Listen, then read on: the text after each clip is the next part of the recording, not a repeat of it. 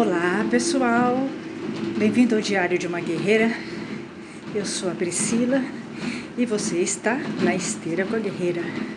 Depois de uma semana sem fazer a esteira, voltei na esteira hoje. Vamos ver se eu consigo fazer os 4 quilômetros. Fiquei uma semana sem vir para a esteira, não consegui essa semana. Agora eu vim. E hoje eu vou tentar fazer os 4 quilômetros. Eu estava assim, nos 4 quilômetros e 50. Eu estava conseguindo fazer 4 quilômetros e 50. Vou tentar. Vou conseguir. Bom, gente, esse momento é um momento assim... que eu conto as coisas engraçadas, né? As coisas que aconteceram comigo nas artes marciais. E assim, é uma risadeira, né? Realmente eu me divirto, eu dou muita risada. Agora eu dou, né? Agora eu dou risada. Embora sejam temas pesados, né? A gente tá falando um pouquinho do machismo, né? Nas artes marciais, nos dojos de Aikido, que foram os dojos em que eu estive. E depois de Ninja Fake. E também nos grupos de capoeira, que eu também observei o protecionismo, o puxa-saquismo e o machismo, óbvio. Em todas as artes marciais em que eu estive, eu observei isso e não seria diferente. Até porque o universo marcial e a sociedade que a gente vive é uma sociedade machista e impera o puxa-saquismo.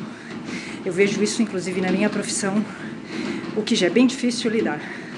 É muito difícil, porque...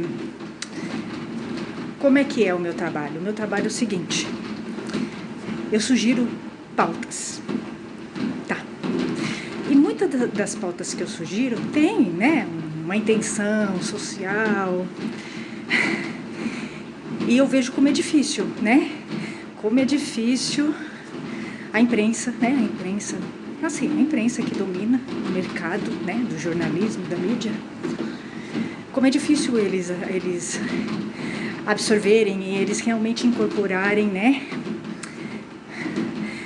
Baterem de frente com o machismo, né? Porque é o que eu falei, a imprensa é machista, tá? As empresas de jornalismo, né? Sites, revistas, editoras grandes, eles são machistas, né? A mente, né, do brasileiro, da sociedade, ela é machista. Então eu passo muito nervoso, realmente, na minha profissão, eu passo muito nervoso, tá? Porque eu sugiro muitas pautas, né, para que sites e revistas saiam da mesmice. Mas eles gostam de ficar na mesmice. Se você pegar, né, sites, revistas, editoras grandes, você vai ver que eles publicam sempre as mesmas coisas. Não tem uma diversidade, né? Eles publicam sempre as mesmas coisas, né? E eles gostam muito também do sensacionalismo e do factual sensacionalista. Então, aquela coisa assim, né? Sensacionalista. Para vender mesmo. Então, eu às vezes acho que falta, né? Falta informação, embasamento.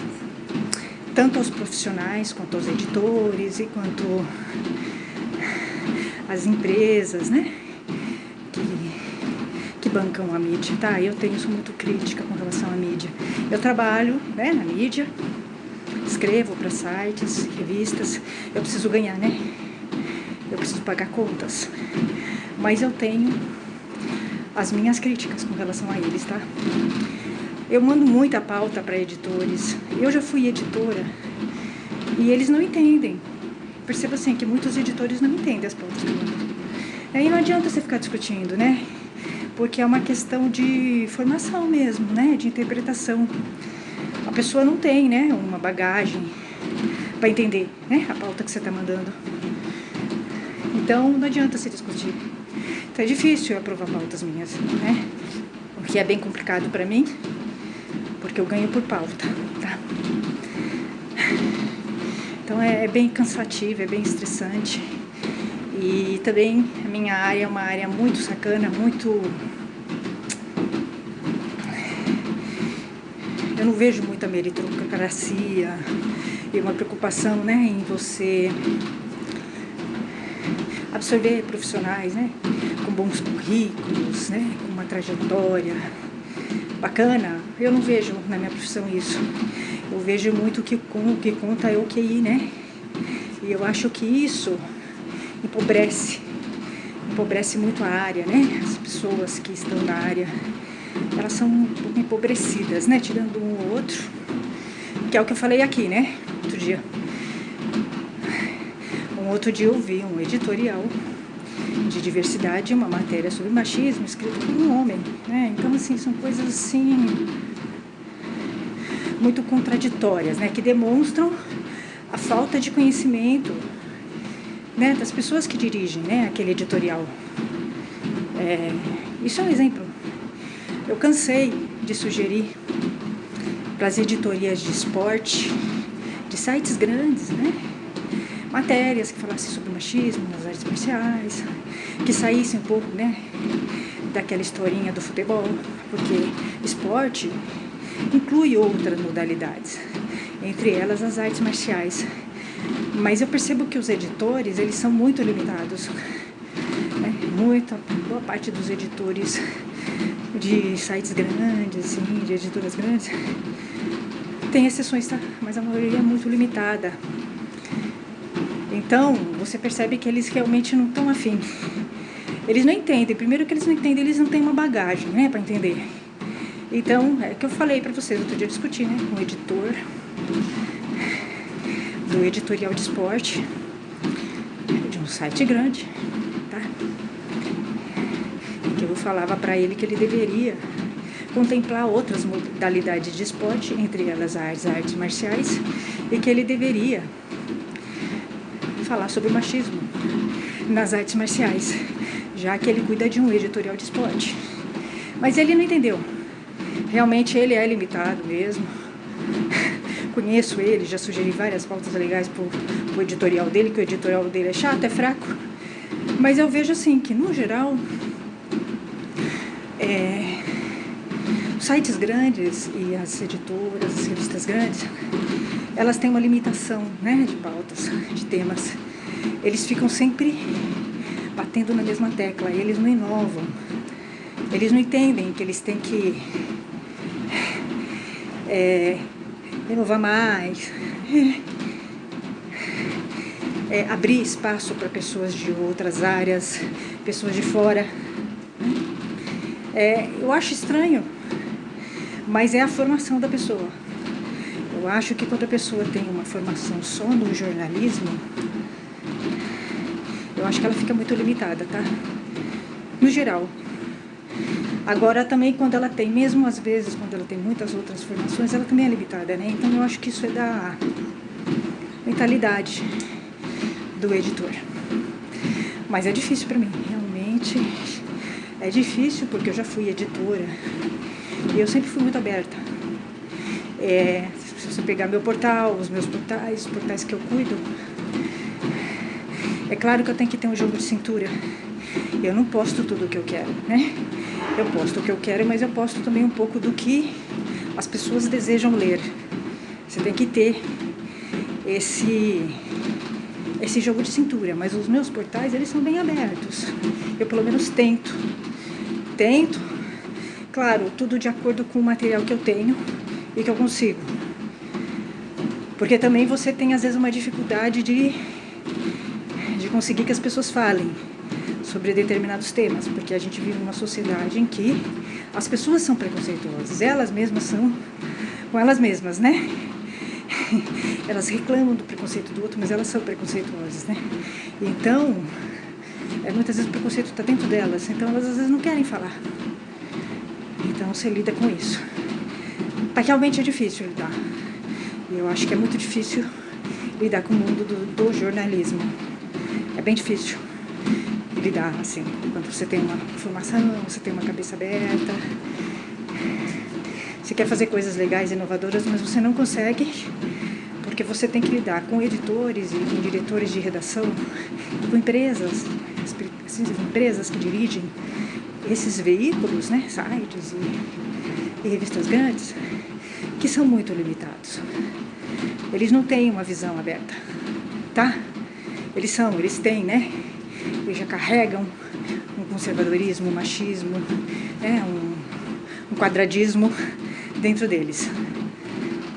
É isso, bem difícil. É uma área muito difícil. A área do jornalismo é uma área muito difícil de você lidar.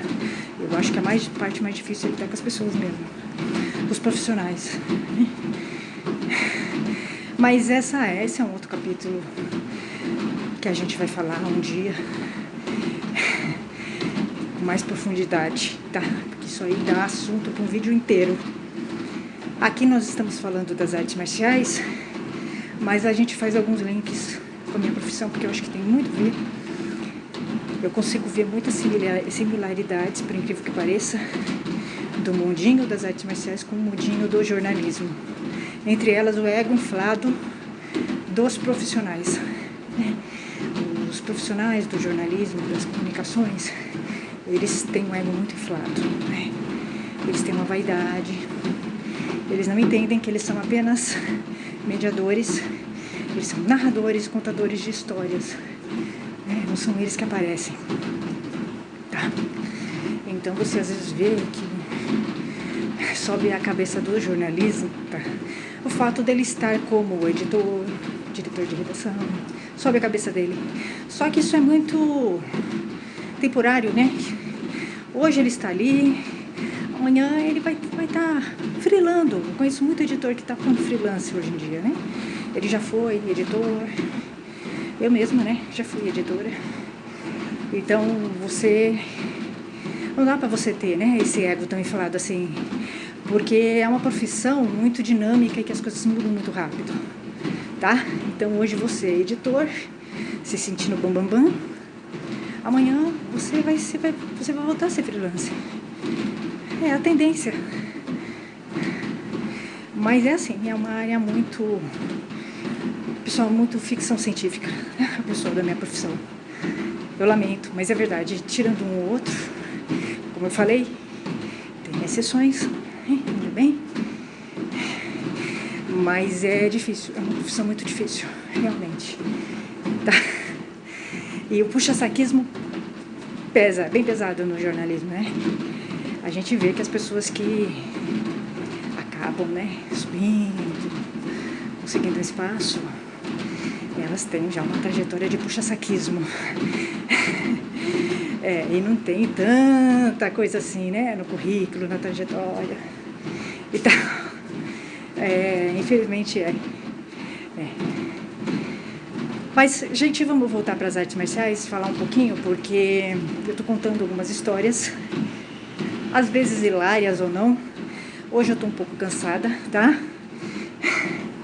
Foi uma semana pesada para mim, porque além da minha profissão eu tenho que cuidar, né, das coisas da casa, da família. Então, com a pandemia, muita coisa sobrou para mim, né? Eu tenho que ajudar. As artes marciais já está combinado. Finalmente encontrei um lugar bacana para treinar, um sensei legal, gosto bastante dele. E vai ser uma aula quase que particular, né? Dojo pequenininho, poucas pessoas. É maravilhoso. É tudo que eu queria, é tudo que eu sempre quis. Eu encontrei um dojo e eu estou muito feliz com essa perspectiva, né, de treinar com esse sensei, que é um sensei que eu gosto. Ele conhece várias artes marciais, ele vai poder me agregar muito, muito, né? Então, eu só estou esperando me vacinar, porque eu realmente estou apavorada.